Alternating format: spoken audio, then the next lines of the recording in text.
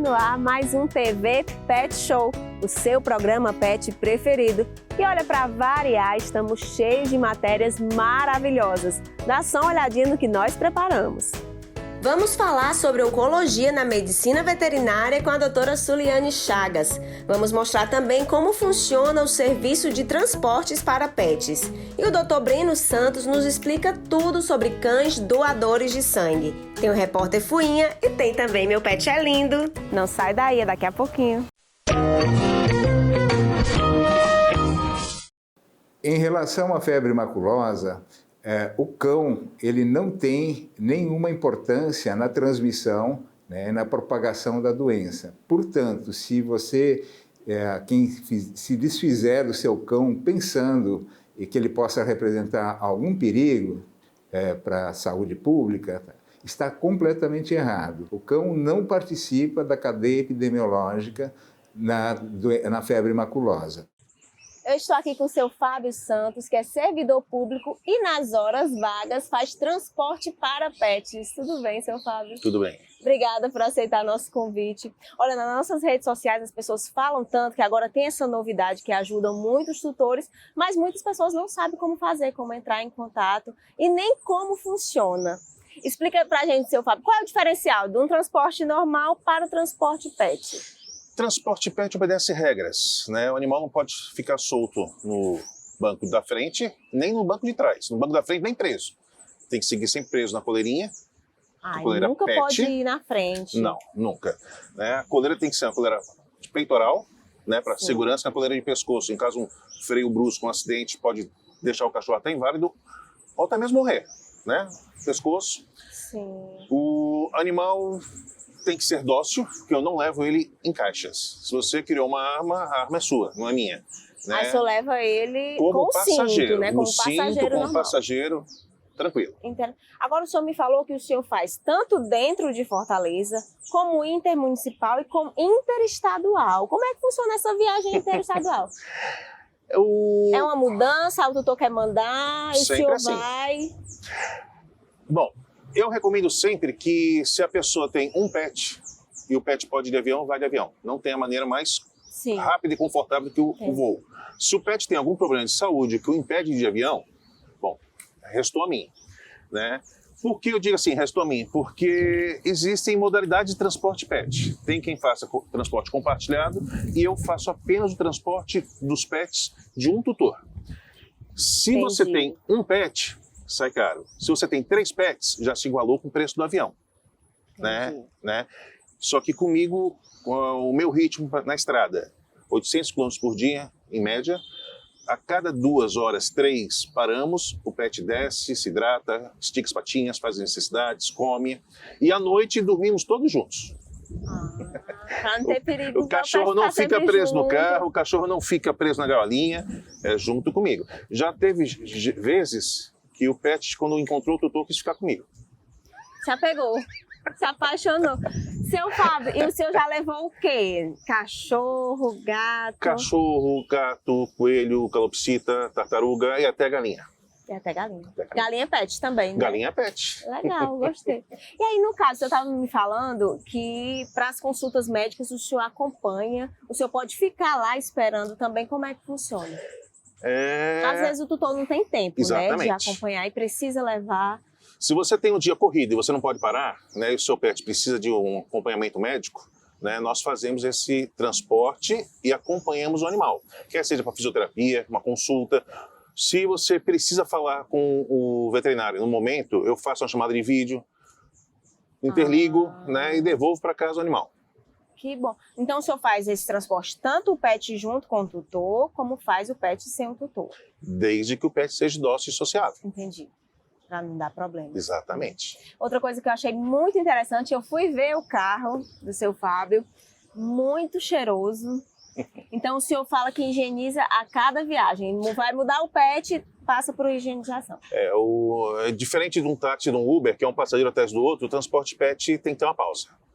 Entre um desembarque e outro embarque, eu tenho que parar o carro, tenho que fazer a limpeza e tem que fazer a higienização, né? A limpeza é retirar os pelos. E a higienização é não deixar o mínimo traço para que, de repente, uma doença pré-existente num animal passe para o outro. Sim. Nós usamos produtos de uso em clínicas veterinárias para limpar o carro. Uma curiosidade, seu Fábio, que me deu agora, porque diferentemente de táxi, de Uber, né, de qualquer transporte por aplicativo, não é na hora ali, eu precisei e tem que agendar, né, com antecedência. É necessário agendar com antecedência porque nós somos poucos. E dentro do grupo, nós somos um grupo, tem 10 membros já, né, nem todo mundo é táxi ou Uber de pet em tempo integral. Né? Eu sou servidor público, tem uma que é engenheira de alimentos, tem uma outra pessoa que é professor de educação física e assim vai.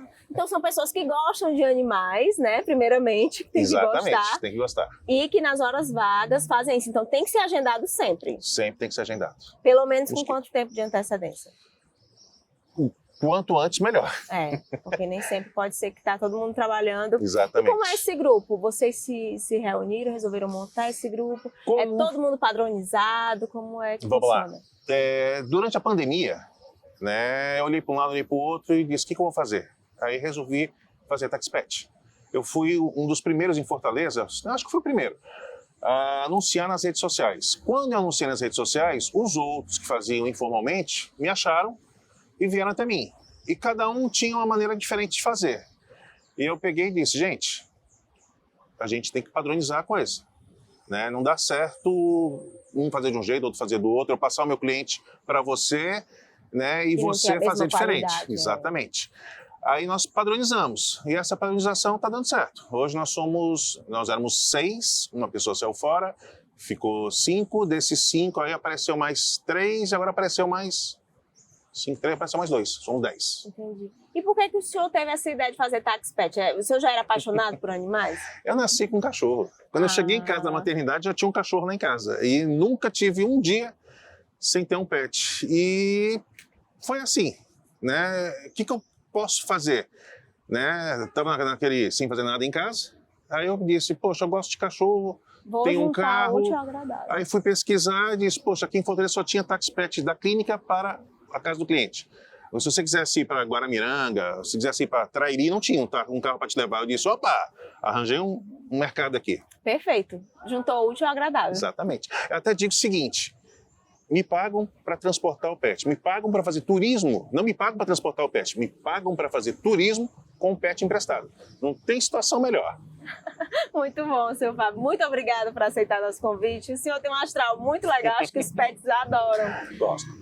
Fale suas redes sociais para quem quiser acompanhar seu trabalho. Bom, se você quiser acompanhar meu trabalho, é só você procurar Patitas TaxPet ou Patitas Transporte Pet. Você vai me achar no Instagram, Facebook e tamo aí.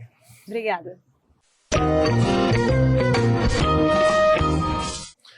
Minha dica pet para você que precisa transportar seu pet é: chame o Patitas, nós encontramos solução para o seu problema.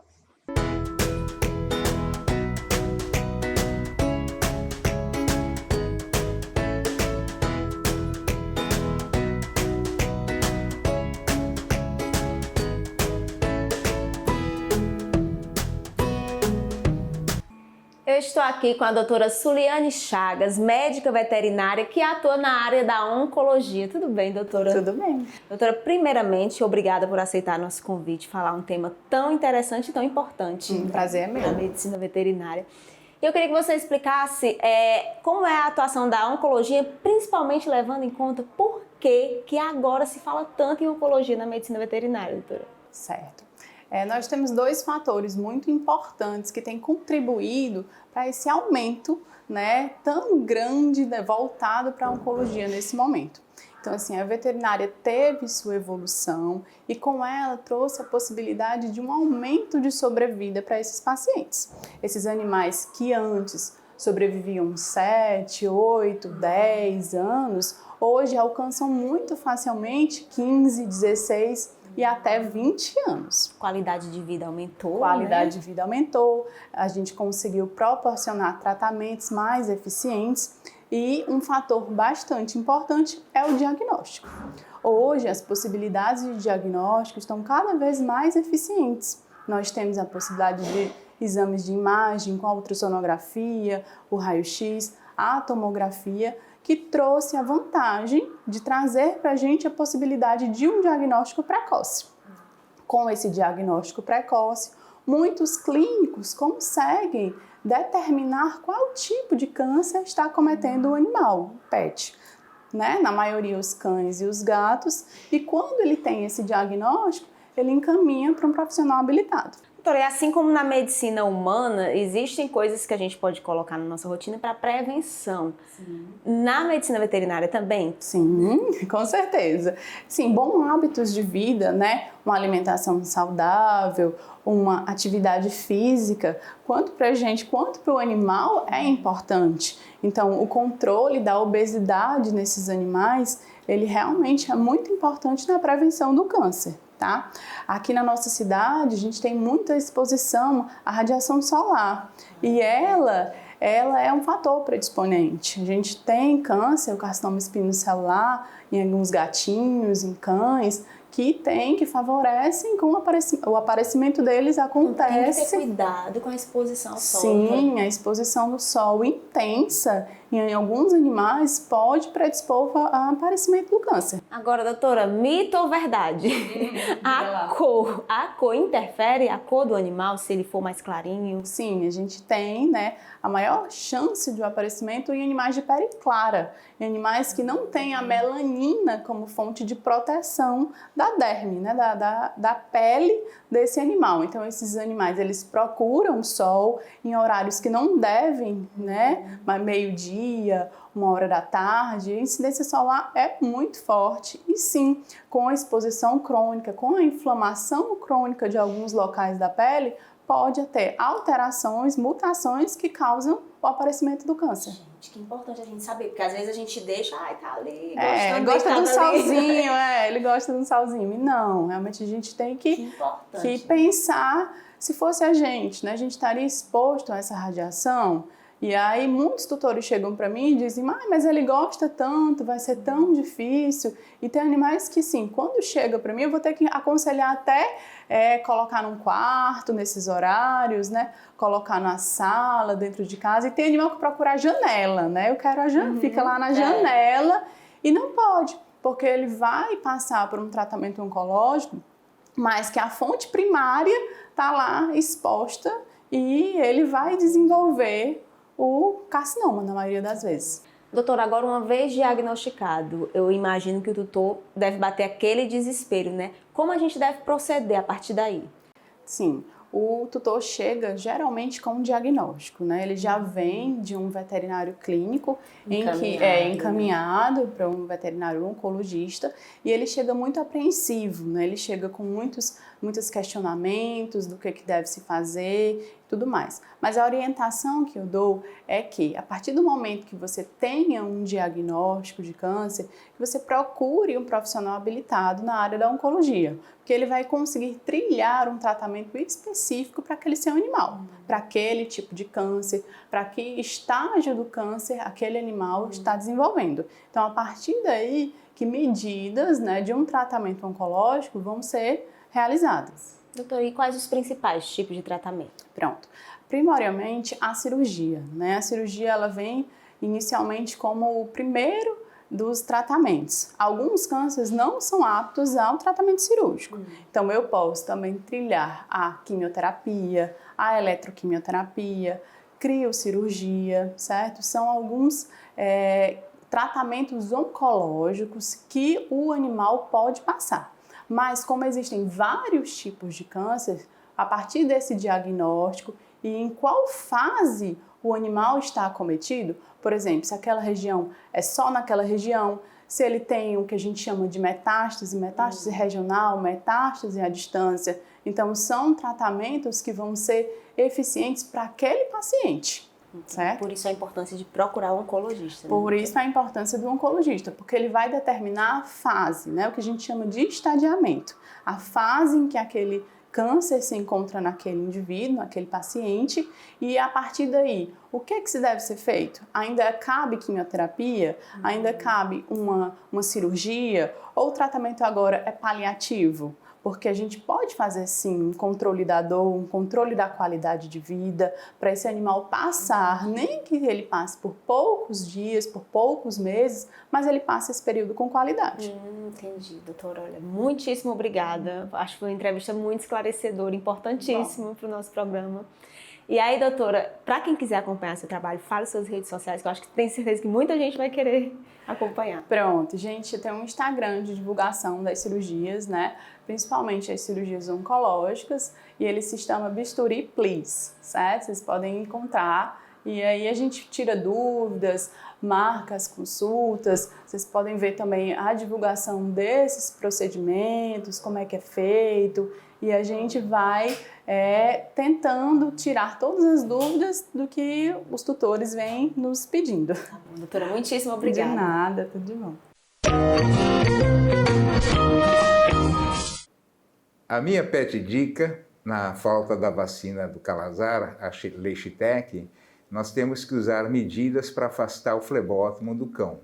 Essas medidas já eram usadas e hoje reforçamos o uso, principalmente das coleiras repelentes, existem várias no mercado, para os sprays repelentes também, né? Por exemplo, a própria citronela é um bom repelente, para que o flebótomo não se aproxime do animal.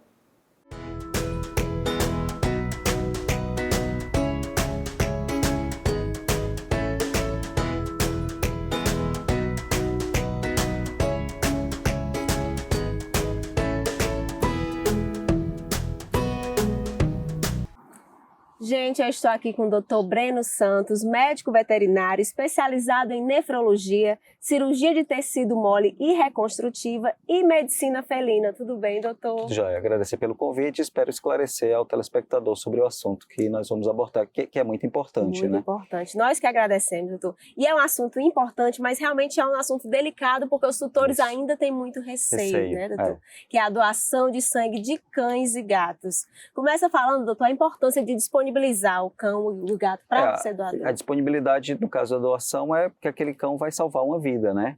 Ele vai estar disponibilizando o sangue, né? O tutor vai estar levando aquele animal para disponibilizar aquele sangue para fazer uma transfusão, que normalmente é uma situação de emergência na clínica veterinária. Doutor, e para quem tem receio, despreocupa as pessoas que têm receio de levar? É muito tranquila. Assim, eu já fiz várias coletas de bolsa de sangue, tanto de cão como de gato, e é muito tranquilo, tá entendendo? Se o seu pet, né? No caso para cães, são animais sempre de grande porte, a partir de 25 quilos, e jovens, né, de 1 a 7 anos de idade, se ele tiver o comportamento dócil, sempre é muito tranquilo. Claro que tem que ter ali aquela destreza da pessoa que está coletando, do veterinário que está coletando a bolsa. Mas normalmente, no caso para mim, né, e eu acredito que para outros veterinários, a coleta é uma situação também bastante tranquila. Então a regra é essa, doutor, tem que ter a partir de 1 ano. No caso para cão. Para cães, cão jovem, né, de 1 a 7 anos e a partir de 25 quilos. No caso para gato, também gatos felinos jovens, de 1 a 7 anos de idade, só que para felino a partir de 6 quilos. 5,5 a 6 quilos a gente já aceita como doador. Mas, doutor, é difícil de encontrar? Ou sempre é uma situação emergencial ou tem sangue disponível? No caso, o quadro anêmico em si, ele sempre é um quadro emergencial, não é? E muitas vezes, para a gente dar continuidade a um tratamento, para a gente entender o que o paciente tem, a gente precisa tirar o animal da emergência, que é o quadro anêmico. Sim. Né? Então, a gente precisa, naquele momento, fazer a transfusão para a gente continuar a investigar o que aquele paciente tem. Então, no caso, sempre é um doador de emergência ou os bancos de sangue? Sempre é um doador de emergência. A gente tem uma clínica e tem um laboratório aqui em Fortaleza que tem essa questão de banco de sangue, mas normalmente é mais difícil, né? Às vezes eles têm uma bolsa disponível, mas não é tão comum. Até exatamente pela receio, dificuldade, né, que a gente tem de ter doadores. Outra situação também, pelo tempo que aquele sangue vai ficar conservado. Às vezes a gente não tem um animal, né, que necessite naquele momento e aquela bolsa acaba não sendo utilizada. Mas existem bancos de sangue, mas é necessário que tenha o doador para aquilo funcionar, né, para que ter sempre sangue disponível. E no caso, doutor, no caso da medicina veterinária, esse sangue, o tutor que está precisando, ele vai ter que pagar Diferentemente da medicina então, assim, humana. Para a gente é diferente por quê? Porque a gente precisa que aquele sangue seja avaliado, né? E para ser avaliado a gente precisa fazer exames com aquele sangue daquele animal para que ele seja um possível doador. Que exames são esses, né? No caso de cão, para as doenças infecciosas, né? Infecto-contagiosas e infecciosas que tem em cão, no caso calazar, né, leishmaniose.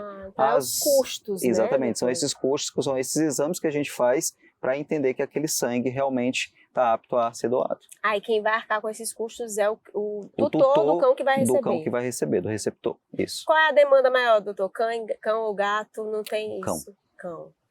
Porque, na verdade, gato também acontece, mas a demanda que a gente tem maior, que sempre aparece mais, é cão. Então, no caso da transfusão, doutor, é sempre por uma anemia? Sempre por um quadro anêmico emergencial, causado aí, é diverso, né? Questão de trauma, e aí você pode ter um quadro hemorrágico, né, agudo, que precisa fazer uma transfusão de emergência, doenças infecto-contagiosas, no caso as doenças, as hemoparasitoses, né, que são as doenças transmitidas por carrapato, leishmaniose, quadro renal, que não é uma doença infecciosa, mas também pode levar a um quadro anêmico. Doutor, no caso assim, o senhor tem um paciente que precisa de uma doação de sangue e aí vai correr atrás de falar... Como é que, normalmente... Ou existem cães que já são assim, eu sou um salvador, me contactam? Como é que funciona? Quando a gente recebe um paciente, que a gente faz os exames, né, naquele momento ali da consulta, que a gente detecta que aquele paciente tem um quadro anêmico grave, ele precisa de um doador, a gente passa essa informação para o tutor. E aí o tutor, ele vai atrás desses possíveis doadores. Então começa o desespero. Começa o desespero exatamente aí, que às vezes não encontra. Às vezes a pessoa não conhece um tutor que tem um animal de grande porte para doar, tá entendendo? Ou não conhece um tutor que tem um gato com um peso um pouquinho acima do padrão. Então começa o desespero aí. Então, no caso, acho que o mais importante seria conscientizar as pessoas, a disponibilizar, né?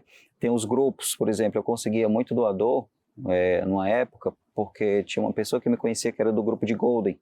E quando eu precisava de um doador, eu mandava mensagem para ela. Sem o tutor saber, eu mandava mensagem para ela e ela, muitas vezes, ela disponibilizava. Ela entrava em contato e as pessoas se sensibilizavam e iam até a clínica com esse paciente para fazer os exames, para fazer todo o percurso até chegar no momento da doação.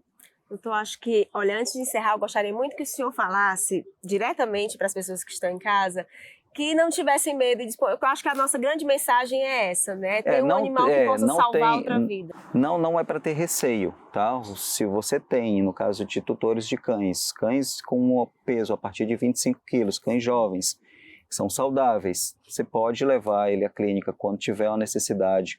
Muitas vezes os tutores que têm animais internados, eles postam em redes sociais que estão precisando de doadores. E aí fica mais fácil, né, de você encontrar. Então, assim, pode levar o seu cão, não é algo assim, não é um bicho de 7 cabeças, como a gente costuma falar, é tranquilo, né? Se o seu pet for um animal dócil, que deixar manipular e tudo mais, é bem tranquilo a coleta, a doação. Doutor, muito obrigada por nos atender. Gostaria que o senhor falasse suas redes sociais para quem quiser acompanhar seu trabalho. Bem, eu só vou passar da clínica, tá? Porque eu não tenho. Tá ótimo. Da clínica Sião Centro Veterinário, no caso, o Instagram, né? @Sião Centro Veterinário. É um hospital veterinário 24 horas lá na Messejana, tá? Telefone 31 11 8942. É o nosso WhatsApp também. Doutor, de atendimento. Obrigada. Nada. A minha pet dica de hoje é você, tutor, que tem um pet a partir de 25 quilos e saudável, ele pode ser um doador de sangue e salvar vidas.